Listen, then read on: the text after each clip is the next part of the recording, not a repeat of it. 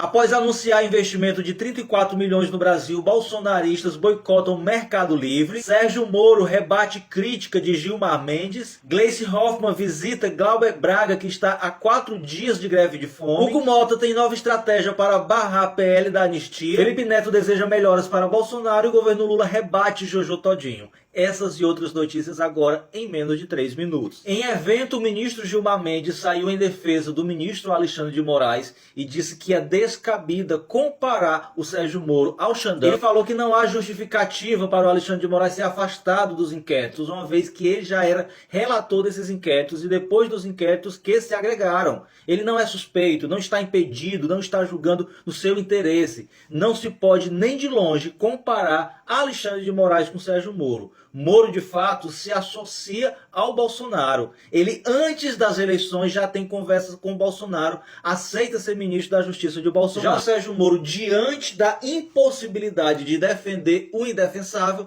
simplesmente atacou o Gilmar Mendes. Falou o seguinte: Gilmar Mendes deveria primeiro explicar as relações dele com a CBF. Ele foi perguntado a respeito pelos presentes, lembrando que o Gilmar Mendes foi o responsável por devolver Edinaldo Rodrigues à presidência da CBF em janeiro de 2024, após seu afastamento por decisão judicial, e o Instituto Brasiliense de Direito Público, fundado pelo Gilmar Mendes, tem contrato com a Confederação para administrar a CBF Academy, braço educacional da CBF. Uma pequena pausa para agradecer a todos vocês que me desejaram feliz aniversário ontem. Infelizmente não tem como eu responder todos os comentários e desejos, mas muitíssimo obrigado. Sintam-se todos abraçados por mim. E depois que o Mercado Livre anunciou que vai investir 34 bilhões de reais no Brasil apenas nesse ano de 2025, e gerando 14 mil vagas de emprego, os bolsonaristas estão revoltados e estão agora todos fazendo campanha de boicote ao Mercado Livre. Olha o nível de absurdo desse povo. O povo está revoltado porque uma empresa está investindo no Brasil e porque a empresa contou com a participação do presidente da República para anunciar esse novo investimento. E ainda possuem a cara de pau de dizer que são patriotas, sendo que torcem todo dia para que o Brasil, para que o governo Lula não dê certo. Ou seja, estão torcendo contra eles próprios. A Gleice Hoffmann, o Lindbergh Farias, que é companheiro da Gleice Hoffmann, e o Sidônio, que é o ministro de comunicação do governo Lula, foram fazer uma visita de solidariedade ao Glauber Braga, que já está há 4 dias em greve de fome e acampado na Câmara dos Deputados como forma de protesto pela cassação injustificável e ilegal de seu mandato. O Dr. Chico Buarque se juntou a milhares de pessoas e assinaram junto um abaixo-assinado contra a perda de mandato do Glauber. O ator global esteve presente por 6 horas na Câmara dos Deputados no dia da votação da cassação do mandato do Glauber no Conselho de Ética. E só para não ficar dúvidas, o Glauber errou, tudo bem, mas a penalidade que ele está recebendo é desproporcional, sendo que outros deputados já cometeram os mesmos erros e nenhum perdeu o mandato por conta disso. Mostra que é apenas uma perseguição a mando do Arthur Lira. Por falar em Câmara dos Deputados, o Hugo Mota decidiu que, mesmo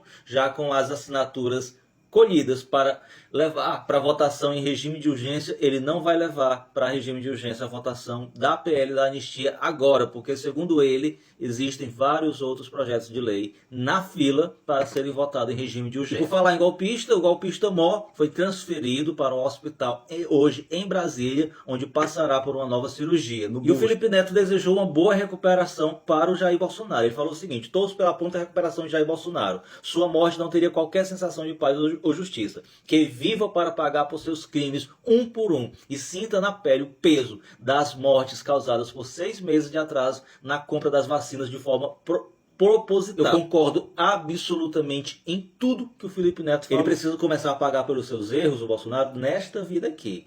Depois que ele morrer, ele que se resolva. Gente, eu simplesmente amei a indireta que o Ministério da Saúde fez para Jojo Nojinho, tá? Primeiro de tudo, ele usou aquele bordão, que tiro foi esse, com a frase: que mico foi esse? Relacionado à crítica dela ao SUS. E ainda usou o sobrenome artístico dela de Todinha.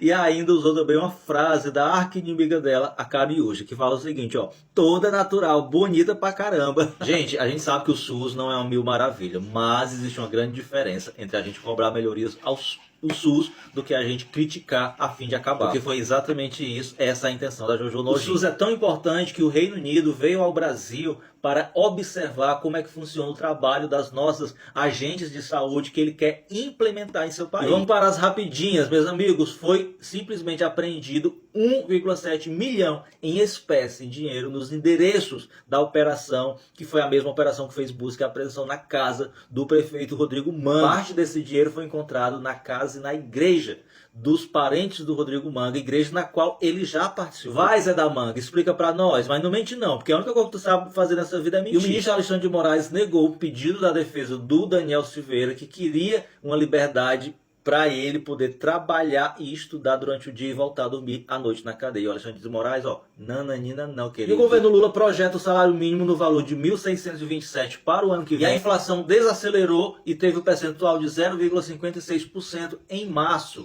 O secretário de Estado dos Estados Unidos disse que a América Latina era o seu quintal e que ele iria tomá-la de volta da China. Sabe quando é que tu vai conseguir isso? Nunca, meu amor, porque o progresso da China é irretornável. É tão irretornável que o Donald Trump teve que desfazer as taxas que ele tinha imposto à China para os produtos de celulares, computadores e chips. Porque se ele não fizesse isso, um smartphone da marca Apple, para ser produzido nos Estados Unidos, sairia ao preço final de R$20.500, que equivale lá a 3.500 dólares. Mas o que eu acho mais interessante de tudo isso é que o Donald Trump e toda a sua gangue têm trabalhado apenas para acelerar ainda mais a queda do império do tio Sam. Porque se tem uma coisa que a extrema-direita global tem, chama-se incompetência. Agora tu imagina só os Estados Unidos se livrando de todos os imigrantes, trazendo toda a indústria americana de volta para os Estados Unidos,